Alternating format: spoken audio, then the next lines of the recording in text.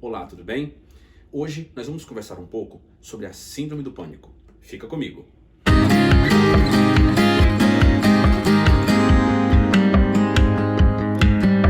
Olá, tudo bem? Meu nome é Joás, sou psicoterapeuta de terapia de reprocessamento generativo e o nosso tópico de hoje é Síndrome do Pânico. É uma síndrome com um pouco de, digamos, confusões de interpretação, porque ela é muito similar com a ansiedade e com as crises de ansiedade. Mas não é algo com o qual você precisa se preocupar, ok? Lembrando que a maior parte de todos os desafios e problemas psicoemocionais que as pessoas enfrentam, ela não é uma coisa só. Então tudo bem você entender um pouquinho de uma coisa, um pouquinho de outra.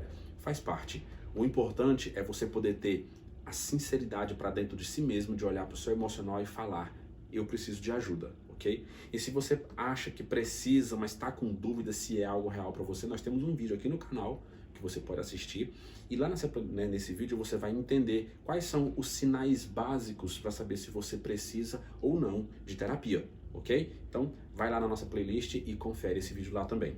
Bom, vamos falar um pouquinho sobre o que é a Síndrome do Pânico, ok? Como eu disse, ela é um pouco nebulosa a definição dela, mas a gente vai tentar esclarecer da melhor maneira possível. Inicialmente é um distúrbio psicológico caracterizado por crises de ansiedade repentina, daí já vem a confusão, e intensa e com forte sensação de medo ou mal-estar, acompanhada de sintomas físicos, que são a psicossomatia, que a gente falou inclusive em outros vídeos. As crises podem ocorrer em qualquer lugar, contexto ou momento, durando em média de 15 a 30 minutos. Embora isso também não seja uma regra, tá? Às vezes acontece com bem menos tempo e às vezes até demora um pouco mais. O indivíduo pode passar a ter medo de executar até as tarefas mais ínfimas e simples do dia a dia, como por exemplo, só sair de casa ou pegar o elevador no seu prédio, tá? Então, vamos trabalhar um pouquinho essa definição? Quando fala que ela é caracterizada por crise de ansiedade, não é que ela é uma crise, ela tem uma das características dela sendo a crise da ansiedade. Tá? Essa crise de ansiedade repentina e intensa já é um pouquinho diferente de uma crise de ansiedade normal. Por quê? Porque ela é muito mais recorrente.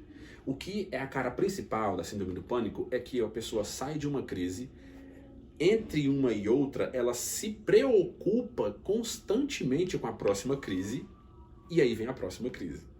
Acho que você conseguiu entender graficamente o que é, né? Então, por que fala que é uma síndrome de pânico? Porque é medo sobre medo o tempo inteiro. Ou a pessoa está na crise e aquilo machuca ela, incomoda, deixa ela com vergonha, retraída.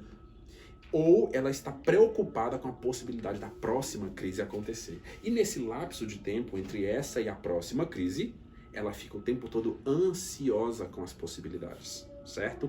Então, esse é uma das principais facetas da síndrome do pânico, tá? Ela pode acontecer em qualquer lugar, contexto, momento. Naturalmente, não sei se você já escutou essa frase, mas não importa para onde se vá, se o mal está dentro de você, é algo que inclusive a gente vê em alguns filmes, né? Então, você precisa resolver de dentro para fora. Porque o ambiente te ajuda? Claro. O seu ambiente diz muito sobre a sua qualidade de vida e sobre a sua qualidade psicoemocional, mas ele não resolve, ok? Então, você precisa resolver de dentro para fora. Então, independente de onde você esteja, em qual contexto esteja, em qual seja o momento em que essa síndrome do pânico esteja sendo configurada na sua vida, você vai ter que entender que ela é totalmente tratável. Tá bom? É totalmente tratável. Assim como todos os outros distúrbios, síndromes e transtornos emocionais e psicológicos, a síndrome do pânico não é diferente. Então, por mais que muitas das vezes a síndrome de pânico dê uma sensação de morte muito mais forte do que outras síndromes e transtornos, ela tem cura, tá bom? Fique seguro quanto a isso. Vamos às principais causas. Geralmente começa com um episódio de estresse extremo, certo? Então só o fato de estar estressado já me expõe ao risco de uma síndrome do pânico? Sim, mas não diretamente. Por quê? Entre o estresse e a síndrome do pânico, nós temos um vago aqui muito grande, onde vários outros transtornos ou outras síndromes podem acontecer. A síndrome do pânico é como se ela fosse uma versão agravada de vários outros problemas. Então, sim, se você tem estresses elevados, outras coisas não boas vão acontecer e isso pode, juntamente com um todo, acabar em uma síndrome de pânico, ok? Mas também não apenas isso, nós temos transição de vida ou de carreira de maneira abrupta. Às vezes você estava aqui falando com o seu colega, vizinho, que você conheceu a vida inteira e passaram-se 3 dias, você está num outro país. lá onde você não conhece ninguém, lá onde você não sabe nem direito a língua que é falada, não conhece os costumes. Então percebe que você saiu de uma realidade e foi para outra em 3 dias. E isso mexe com a capacidade de algumas pessoas de lidar com essa nova realidade. Então essas coisas também são fortes e, embora sejam positivas, podem ter interpretações negativas por parte de alguns indivíduos, né? Temos também a morte ou doença de entes queridos, pessoas que você ama muito, que são muito queridas por você, ou elas adoecem de maneira grave, que você percebe e se compadece pelo sofrimento dessas pessoas, ou às vezes alguém que você ama muito e partiu, né? Ele não está mais no mundo, não está mais entre nós, e essa falta machuca muito. Isso também é uma grande causa da síndrome de pânico. Temos, entre outros, o estresse pós-traumático e várias outras que podem ser gatilhos, como eu falei, entre o estresse ou entre uma coisa inicial e a síndrome do pânico existem várias outras coisas, né? E esses gatilhos podem se juntar, ok? Temos aí no final dessa parte, dessa visão global, um fator muito preponderante. Qual é?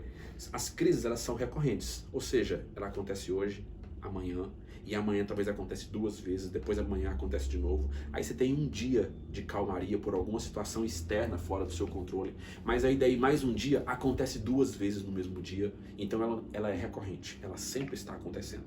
E depois, essa preocupação persistente com a possibilidade de uma nova crise acontecer e você se sentir envergonhado, fraco, doente, incapaz, vai configurar a síndrome do pânico, ok? Se você teve um momento de pânico, e esse momento de pânico foi de uma explosão de estresse, de uma pressão, de alguma coisa que levou você a um limite, mas aconteceu semana passada, fique tranquilo, você não está sofrendo de síndrome do pânico, ok? Alguma coisa pontual mexeu com as suas estruturas emocionais e você acabou por perder o controle de alguma forma e se expressou de uma maneira explosiva, mas isso não é síndrome do pânico. Para que se configure a síndrome do pânico, ela precisa ser recorrente, ok? Não importa o prazo, mas ela tem que acontecer com uma grande recorrência, tá? Vamos falar um pouquinho dos sintomas?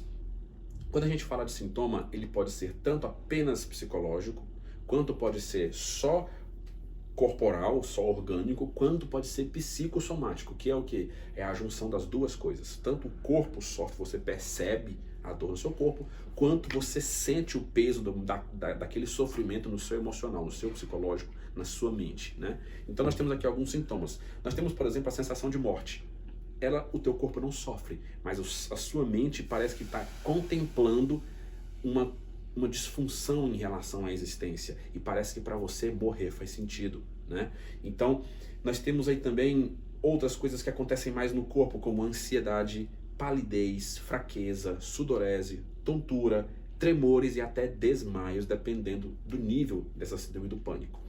Levando em conta que a síndrome do pânico ela é muito focada em coisas que geralmente a levam ao extremo. Então, se você acha que está passando por uma situação parecida como essa, ou acha que algum desses sintomas aqui está acontecendo com certa recorrência, e você olhou para as causas e se identificou com alguma daquelas causas, comece a olhar para dentro de si, comece a escolher os seus ambientes, porque muitos dos lugares onde as coisas acontecem como gatilho para você são perceptíveis. E você pode escolher estar ou não naquele lugar, naquela determinada situação, ou na presença de determinadas pessoas, ou não. Então, se você pode escolher, analise você mesmo, olhe para dentro de si, olhe para a sua alma e busque. Esse lugar me faz bem? Toda vez que eu venho aqui parece que eu saio amargurado, parece que eu saio diminuído, esse lugar parece que não me cabe, eu me sinto um peixinho fora do aquário. Não volte lá. Entenda que para esse momento da sua vida aquele lugar não te faz bem. E ele pode ser um gatilho para algo pior que pode acontecer. E se você se conhece a si mesmo, você vai ter condição de poder definir o que te faz bem e o que não te faz bem. E a tua saúde emocional vai ter pelo menos um pouco mais de resiliência para suportar os próximos desafios. Então, levando isso em consideração, nós temos uma maneira de tratar a síndrome do pânico na terapia de reprocessamento generativo que é muito fascinante. A síndrome do pânico, como eu falei no começo, é como se fosse uma versão de medo sobre medo. Eu tenho medo do próximo medo, medo de ser possível ter o próximo medo, e essa ansiedade me consome. Então o que acontece? Na terapia de reprocessamento generativo, a gente trata isso entendendo cada um dos medos. tratando o que o teu corpo chama de medo, o que a tua mente chama de medo. Para quê? Para que esses vetores não digam as mesmas coisas que vem dizendo para você até agora. E esse é um processo poderoso. Então, se você quer conhecer um pouco mais a respeito da síndrome do pânico, se você às vezes se identificou com algum desses fatores e você acha que é preponderante evitar, ou se você já está no quadro que você quer ajuda, nesse vídeo você vai encontrar todos os nossos contatos, links para as nossas redes sociais e inclusive não apenas isso que você está vendo aqui agora. Eu te convido a ir na nossa playlist e olhar todos os outros vídeos. Quem sabe você vai encontrar um monte de explicações para resolver alguns problemas que você tem sofrido e poder até ter uma melhora significativa aí, no conforto da sua casa, no seu tablet, no seu celular e poder aprender um pouco mais a respeito de si mesmo, tá? Precisando da gente, eu estou aqui à sua disposição. Pode falar comigo tanto aqui pelo YouTube quanto lá pelo Instagram. Lá pelo Instagram você vai através da nossa bio, você vai ter acesso ao WhatsApp exclusivo do atendimento para pacientes e lá é um lugar privativo, você pode se abrir, falar à vontade, sem risco, sem medo de ser julgado, sem medo de ser discriminado de qualquer forma, ok? Sinta-se à vontade, muito obrigado pelo seu tempo e eu te vejo no próximo vídeo.